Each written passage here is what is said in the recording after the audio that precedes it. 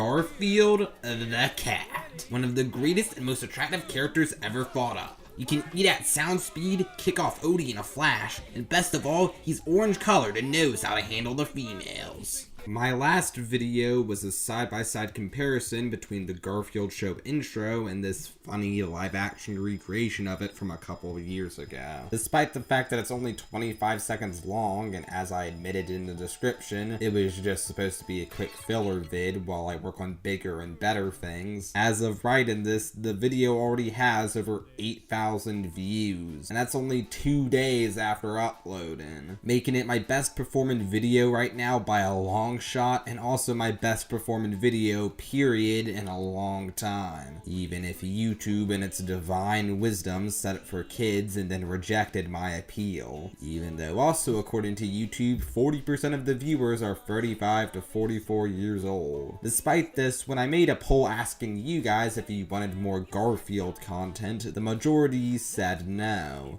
which is weird, not just because of the great viewership and feedback, but because come on, I'm promising you more content, and Garfield is something that almost everyone knows. But I get it, my actual regular viewers don't like to see me talk about stuff that isn't specifically for toddlers. I have a feeling if I was offering more Wiggles content, most people would have said yes. But really, regardless of what the popular vote was, I was gonna do more Garfield content anyway. Not just because I do have more ideas and haven't experienced the frustration of it seeming to be the only thing my viewers care about, like with the Wiggles, but like, come on. 8,000 views in 2 days. For me, that kind of success is pretty much unheard of. I would be stupid not to cash in on it as soon as possible. And according to YouTube, nearly 100% of those views come from people who aren't subscribed, so really in a way the majority vote was yes. If I had to guess the reason for these insane numbers, I would guess 1, Garfield has been a pretty big staple of meme culture for a while now, with the Garfield show in particular seeming to get quite popular lately, and 2, and more importantly, a new Garfield movie cleverly titled The Garfield Movie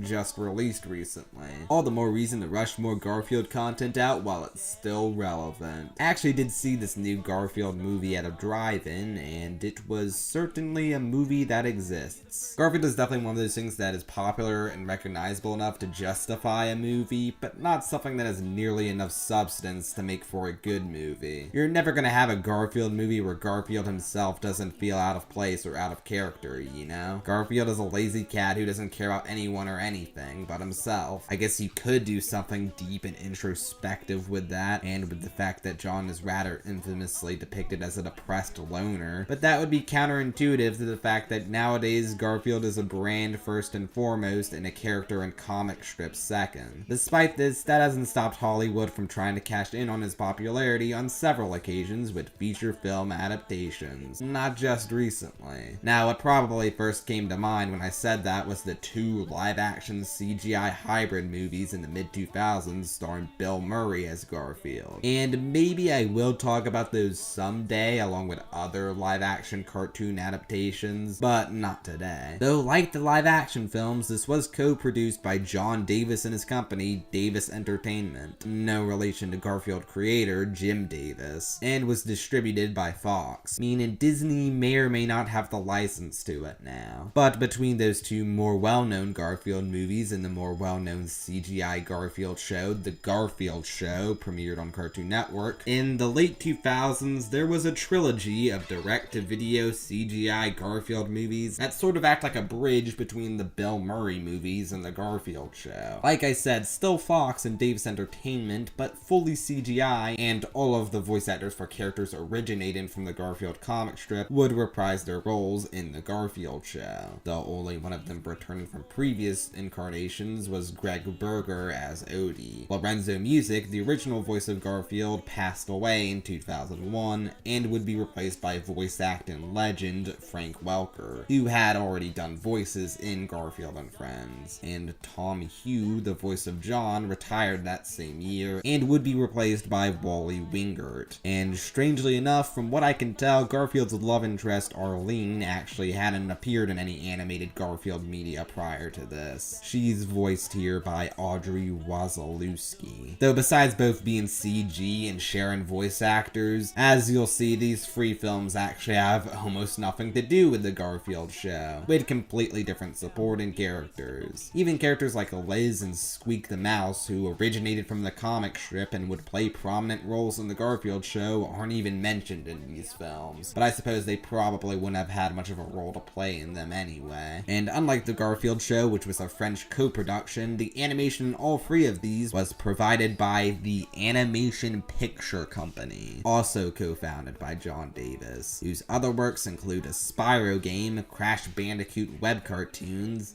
the Outback, and the effects for Dr. Dolittle 4, Donnie Darko 2, the live-action Fairly OddParents movies, oh, and the live-action Scooby-Doo movies, the made-for-TV ones. Yeah, this definitely explains a lot. But enough dilly-dallying. Let's actually dive into the first of these CGI Garfield abominations released in 2007, Garfield Gets Real. And of course, a crappy tie-in game was rushed out for release on the DS that same year. If this does well enough, I'll probably eventually review the other two. The movie starts off as we pan across our incredibly generic cartoon world as the sun rises and everything comes to life, I guess. Okay, so they're clearly on a budget, but nothing too bad so far. Ah! Movie! You didn't have to jump scare me like that. We then see our first glimpse of our feline star Garfield as he's having one Monday of a morning. Say the line, Garfield! I hate Mondays. Yeah!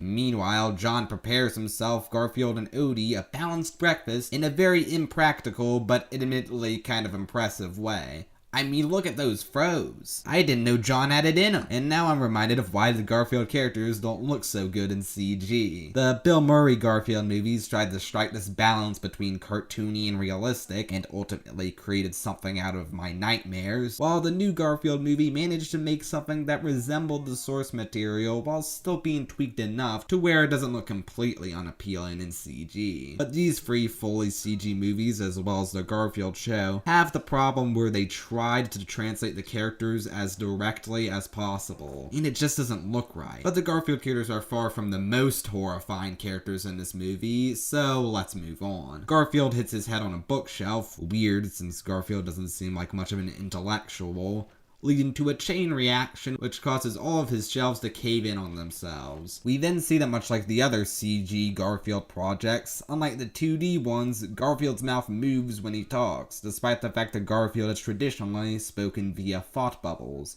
As in, he can't actually talk because he's a cat. Though here it actually makes some sense, as we soon find out this movie takes place in this weird metaverse, where the Garfield comic strip does exist, and the characters are just actors who act out the comic strips and just so happen to have the same names and personalities of the characters they play. This only becomes more confusing as the movie continues. John starts driving Garfield and Odie to work, and on their way they pick up Arlene and Normal. Garfield wants Arlene to sit up front with him, but Normal immediately gets in the way. Oh yeah, I forgot Normal. I was always confused about him because he had eyelashes, which in cartoons means girl, and was always girly in general. And in the 80s cartoon, he was clearly voiced by a woman. But here he is recasted with Jason Marsden, to clear confusion, I guess. I don't know, Wikipedia tells me that his voice actress is still alive, but she hasn't done any voice work since 2004. All it did was make me even more confused as a kid as to what Normal's gender was. But no, he's always been a dude as far as I can tell. Jason Marsden also has quite a bit of voice acting experience, but as Normal,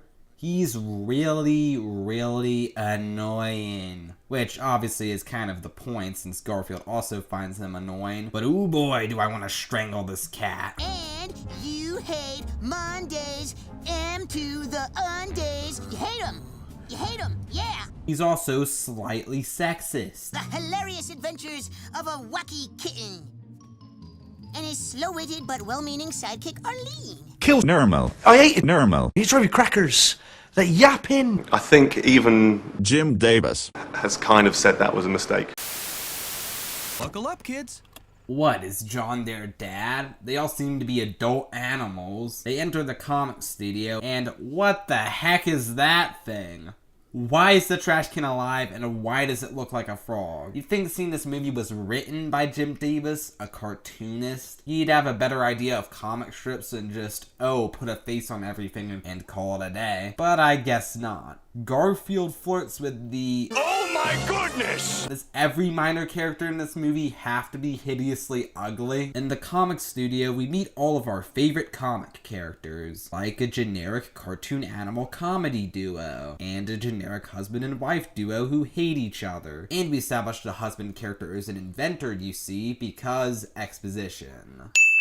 You can tell they wanted this to be like Who Framed Roger Rabbit, but for comic strip characters. Fitting, seeing that Roger Rabbit's source material, Who Censored Roger Rabbit, was focused on comic strip characters rather than Golden Age cartoon characters, and Garfield's first appearance in animation was alongside other famous comic characters. But the only actual comic characters outside Garfield who appear in this film are Dagwood from Blondie and Grimmy from Mother Goose and Grimm, and even they're limited to brief, non-speaking cameos. Snoopy gets name-dropped towards the end, but besides that, you've just got all these generic tunes running around. Now, when your budget is $10 million and your animation already looks like this, you might not want to spend it all on licensing comic characters. But in that case, and this is a bit of a deep cut, but why didn't they just use the U.S. Acres characters? Sure, the comic strip itself was never too popular and had already been out of print for nearly 20 years at this point, but they're already associated with Garfield through Garfield and Friends. You would already have their designs and distinct personalities. 2 of the 5 main voice actors are already in this, and one of them would be in the Garfield show, and you clearly have no problems with recasting and pulling from the cast you already have for dead or retired actors, and Paws Inc. would already have the license to them. You might argue how many kids in 2007 would have seen Garfield and Friends, but Fox themselves had released the show on DVD not long before this, so it would have made much more sense than confusing kids with these made-up comic characters performing their lowbrow gags that even the characters in the movie are unamused at. Except I guess not even John Arbuckle can resist a good old-fashioned fart joke. The whoopee cushion!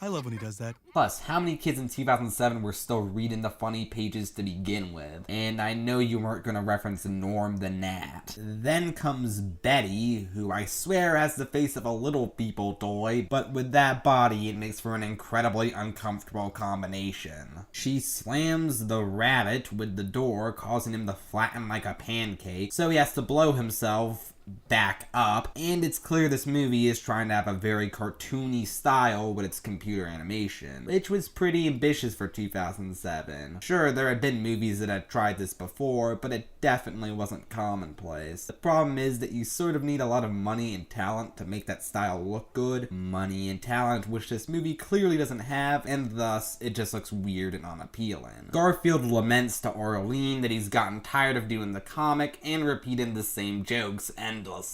Wait a minute, you're telling me that the catalyst, no pun intended, for the plot of this Garfield movie is Garfield realizing his comic strip is terrible? I think this might be Jim Davis's cry for help. Garfield manages to neutralize the situation, and then this guy delivers them their scripts for the comic strips. And at this point I've gotten over the ugly character design. Are you sure I'm not in the script?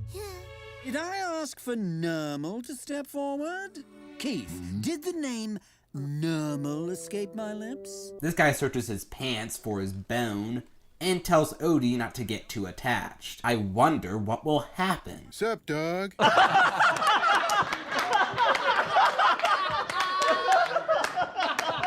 Yeah. Okay, dog. Where's my prop bone?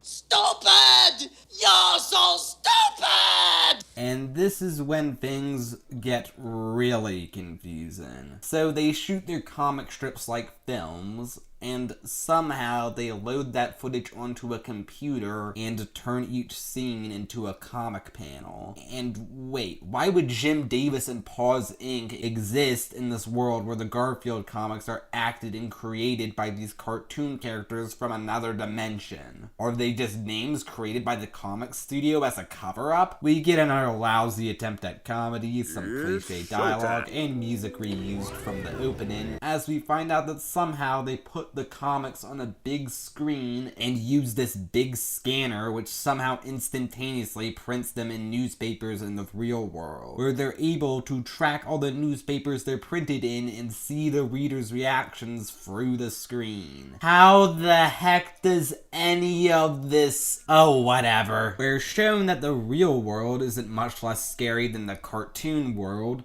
Seriously, you'd think they'd want to make the real-world characters look more realistic to differentiate it from the comic world, and the backgrounds are more realistic, I guess. But with the characters, the only difference is that in the real world, the characters aren't poorly cel-shaded. Design-wise, they're identical. I guess in this world, all the newspaper comics are actually hyper-realistic. We see the newspaper get delivered to just about the most stereotypical suburban American household you've ever seen, with the kids dropping everything to read the funny pages with their dad and eat a breakfast prepared by their mother, dropping everything, including their viewing of The Reef. Because, hey, this movie's director, Mark A.Z. Dippy, also produced The Reef, and would in fact direct its sequel, adding it to a portfolio largely consistent of bargain bin trash, including that horrible Marmaduke movie from a couple of years ago. Man, this guy has a bad track record with comic characters. Though Wikipedia tells me that before he started his directing career, he actually worked on the visual effects of movies like Jurassic Park and Terminator 2. They switched to a different newspaper, and Garfield notices some real-world hot dogs, and decides that he needs to get his hands on some. Cue dream sequence. Come to think of it, does Garfield even once mention lasagna in this Garfield movie? How do you fail on such a fundamental level when you have the author of the comic strip on board as a writer and producer? While looking for a place to hide his bone, Odie accidentally sends it through a one-way portal to the real world that for some reason exists and is hidden under a patch in the screen with a warning written specifically for him in Comic Sans. Come on, movie, you couldn't get more amateur than that. Though I suppose I'm not one to complain about using Comic Sans, considering I almost exclusively use it for text in my videos, but shut up, I use it ironically. What's this movie's excuse for using such an unprofessional default font? It just completely ruins my immersion. God! Odie's use of this portal sets off an alarm, and so Eli, the studio technician, who I haven't mentioned yet, has to calm everyone down by explaining the portal. Everybody stay away from the patch in the screen, or you'll end up in the real world, with no way back. Like Odie's bone. And would you look at that, all of these characters look far better in 2D. Except for Eli. Ugh. Garfield disregards the fact that he was just told he'd never be able to see his friends again because he needs change, darn it. And so he goes through the portal to the real world where he becomes a quadruped and loses the cell shade, and that's about it. And yet still stresses the fact that he's a real cat now. Yet his mouth still moves, even though you'd think they'd want to save some animation money by having him speak through thought bubbles. And why does Garfield still act all cartoony when he's in the real world? John asks what's happening, and Eli basically just gives them a longer explanation of what he just said. This screen separates the comic world from the real world. The comic world is pressurized, like an airplane. If you get sucked into the real world, there's no way back. Redundant. If his voice sounds familiar to you, that's Greg Eagles, voice of Grimm from Billy and Mandy, among other characters, just not doing the Jamaican accent. Odie notices his bone on the screen, and while pining for it, accidentally gets himself sucked into the portal too. Yeah, it's your cliche cartoon character in the real world plot I'm sure you've seen in several other films. And for some reason, they always seem to end up in the big city. Wouldn't it have made much more sense to make this a live action animation hybrid like the others? Then again, after the last 2 times you tried that, you might not want to. But even combining 2D and 3D would have better differentiated the 2 universes. I also still question why this portal exists to begin with.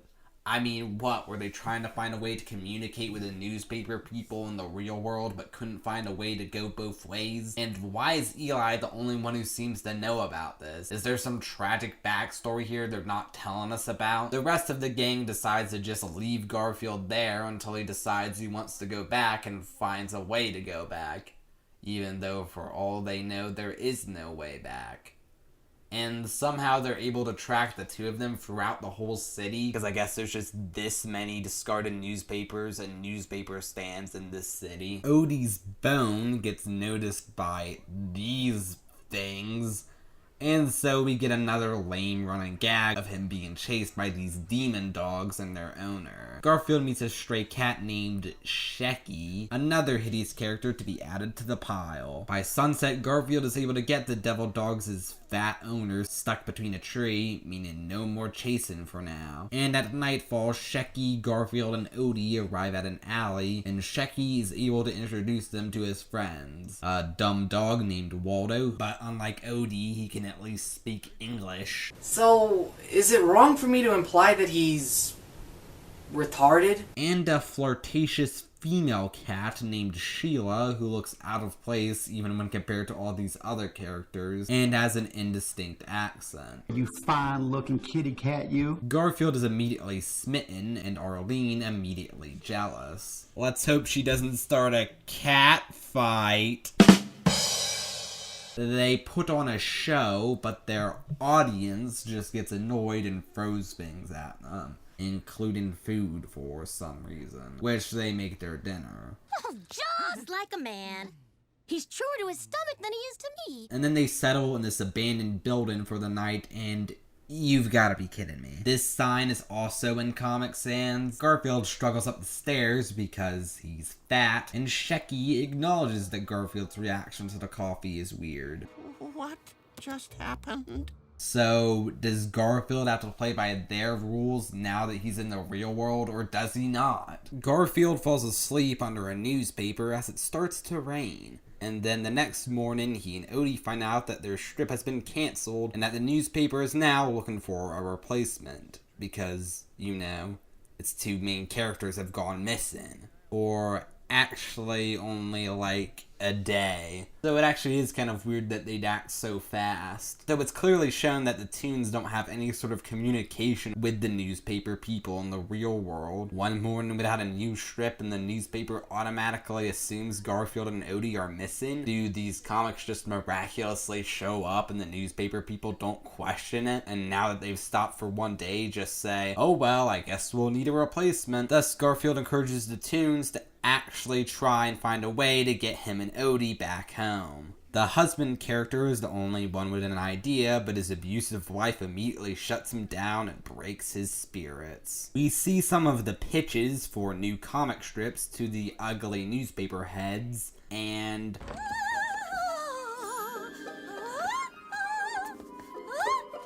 what in heck? How is that a pitch for a comic strip? Man, Beeford really let himself go. So, like, why don't you go away? Ooh, burn. So Garfield and Odie's plan is to convince the newspaper heads that they are the real Garfield and Odie, despite the fact that they can't communicate with humans because this is the real world. But the newspaper heads don't approve. Not a very dignified representative of the canine family. He would set a bad example for the overweight youth of our nation. And we established that these characters can get hurt for real in the real world. Again, when do the rules of the real world apply and when do they not? There have definitely been moments earlier in the film that contradict this. Then another man comes in with his pitch for a comic strip about a buff dog and cat duo named Hale and Hardy with Austrian accents. And hey, the dog is voiced by Greg Berger, like Odie, and the cat is voiced by Frank Welker, like Garfield. Nice touch.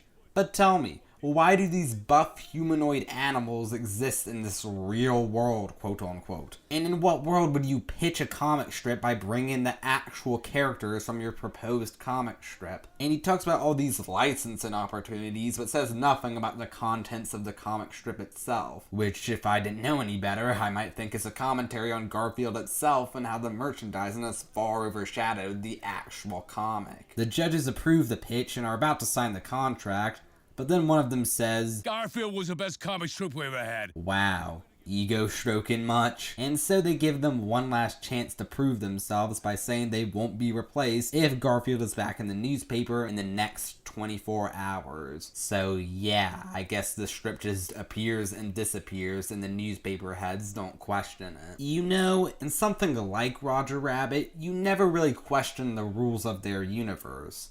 Everything just kind of makes sense. It's very simple and easy to follow. The movie takes place in a world where it just so happens that real people and cartoon characters coexist and no one questions it. The Toons live in their own designated town that real people can travel to. The Toons can only be killed via the dip. And the Toons are like actors starring in films directed by and for the entertainment of real people. If Roger Rabbit was about a bunch of cartoon characters from a secret dimension who film themselves in the studio and then somehow send their films to the real world with no one questioning it, then that would be very confusing, like this movie. Garfield and Odie try several methods to re-enter the comic world, and they all fail. Reality is where your heart is. The phrase is, home is where the heart is. Not reality is where your heart is. The former actually makes sense, while the latter makes no sense. Just because your heart isn't in something doesn't mean it's not real. After seeing a lady playing her concertina, Garfield gets reminded of Wally's invention from earlier.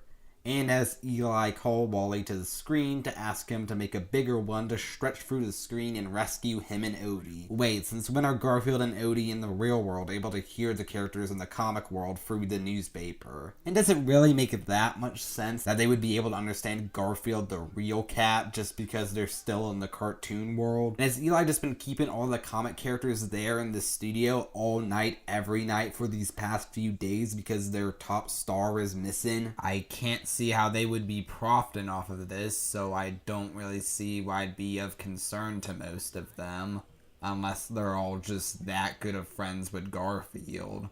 Unless maybe somehow they feed and get energy from the popularity that their comics create. While Wally and the Toons are putting together the concertina, Hale and Hardy follow Garfield and Odie into the abandoned building and tie the two of them and Shecky to the ceiling so they can automatically replace Garfield in the comics. Even though they don't really have any reason to believe this is the real Garfield and Odie. Also, conveniently or inconveniently, they light a candle which topples over when they shut the door on their way out, causing a fire to quickly spread across the house. When Eli notices this, he calls everyone to the screen, and so Wally and the other Toons have to rush to complete his concertina invention, which he calls the Bonita-nator because he hates his wife, remember? But it seems his wife finds his new assertiveness to be quite attractive. Oh, Wally, you are so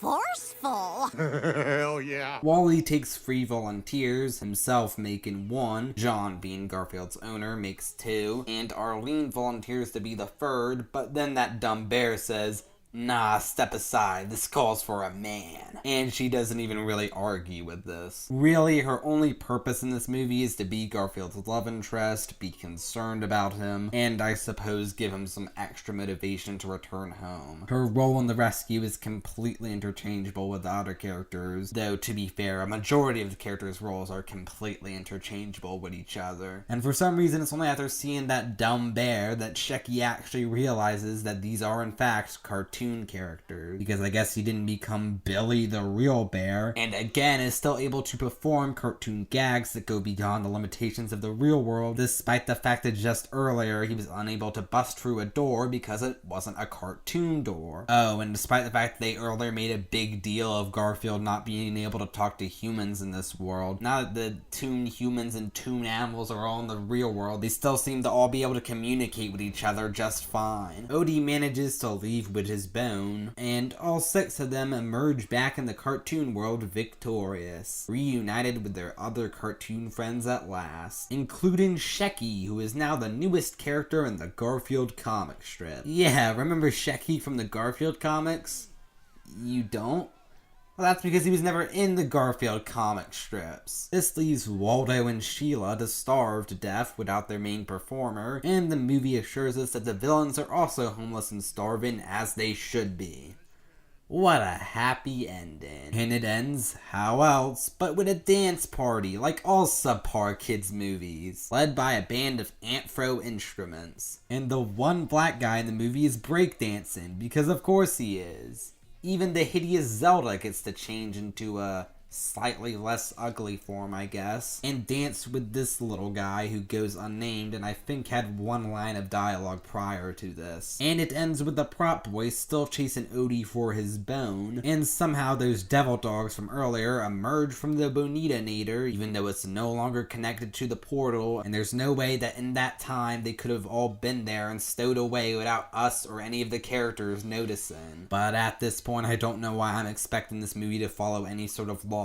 So that was Garfield Gets Real, and it's awful. The character designs are hideous and it completely fails at the cartoony style. It would have looked much better in 2D. It completely fails at emulating Roger Rabbit with world building that makes no sense. Rules are broken just as soon as they're introduced. The main characters are all bland and or annoying with bland relationships, and mostly consist of generic archetypes rather than real licensed characters we all know and love. The few licensed characters they did get in this are all limited to non-speaking cameos. It's a waste of good voice talent, the humor is juvenile, and to top it all off, you've got some uncomfortably portrayed characters, including human characters that are animal characters pine over, and a cat girl.